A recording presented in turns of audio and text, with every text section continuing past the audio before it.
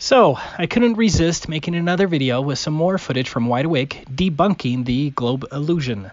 In the last video, I shared footage of Cutter Rock from a distance of 11.22 miles with a camera height of 5 feet. Applying both the target hidden height and the distance to the horizon test, that footage was absolutely impossible on a globe.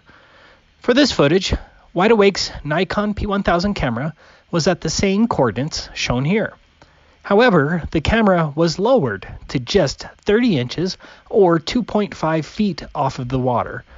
Here is his cell phone footage showing the low position of the camera and the fact that he's filming Cutter Rock, but we'll get to that in a minute. We're also going to be analyzing two other closer racks. All of these racks are 16 feet high.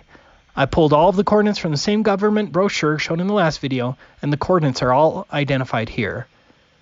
Of the three, the closest rack was the Bayport Channel entrance light. It was the last of the three racks he filmed the other night, but we're going to examine it first. The Bayport Channel entrance light was only 3.48 miles away from the camera, but as you'll see, it still belies the globe. The second is the Bayport North rack. The Bayport North rack was 7.52 miles away from the camera. Of course, the furthest visible rack was Cutter Rock. It was at a distance of 11.22 miles. Let's begin with the footage of the Bayport Channel entrance light. The footage looks different because Wide Awake adjusted the brightness, saturation, and contrast on the camera to make it more visible in the low light. The Bayport Channel entrance light was 3.48 miles away from the camera. According to the globe math, at least 1.6 feet should have been hidden behind the alleged Earth's curvature. That's not huge, but notice where the horizon is. The rack was 3.48 miles away, but the globe horizon was supposed to be under 1.9 miles. The horizon is obviously much further than the rack, proving that none of the rack is being hidden behind a curvature. The curvature is missing. The globe model fails already, but it gets much worse. Next, this is footage of the Bayport North rack. At a distance of 7.52 miles and a camera height of 2.5 feet, 21 feet should be hidden behind the purported curvature. That means the entire 16-foot rack should be hidden behind a curvature bulge with 5 feet to spare. Can you guess how much is being hidden behind a curvature bulge? Absolutely nothing is being obstructed because the horizon extends many miles beyond the rack. This is a big globe killer, but let's get to the Cutter Rock coup de grace. But let's listen to Wide Awake here as he pans to Cutter Rock. So I know it's out there, so I start scooting back to the left. And Cutter's Rock is out there between the North Rack and the Bayport Rack. From my perspective position, standing out in front of Pine Island. I'm down below the seawall. I'm down below the observation deck. And, you know, you even see these boats going by. That there's no way that you can say that refraction is capable of pulling up 10 miles of the horizon. It's just absolutely impossible.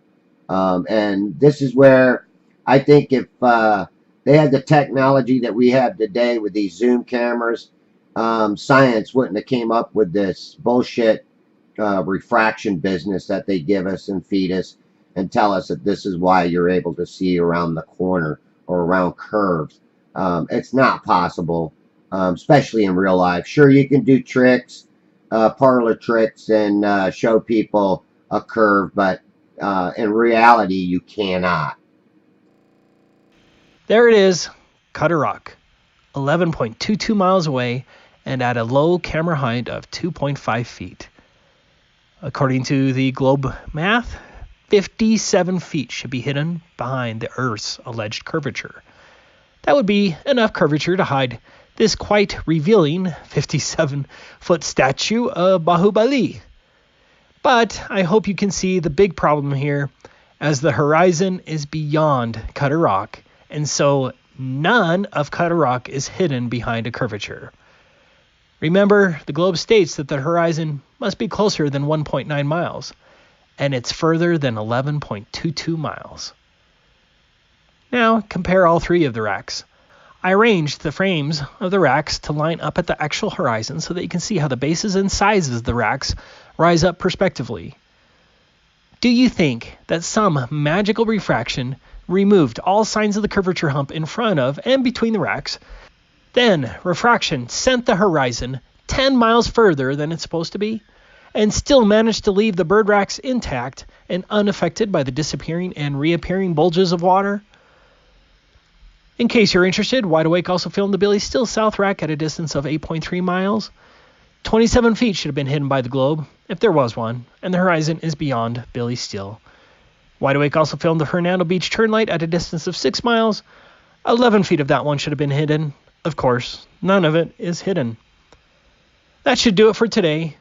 Also, I'll be posting a Globebusters Pro interview on the Globebusters channel within a couple of days, and you won't want to miss that.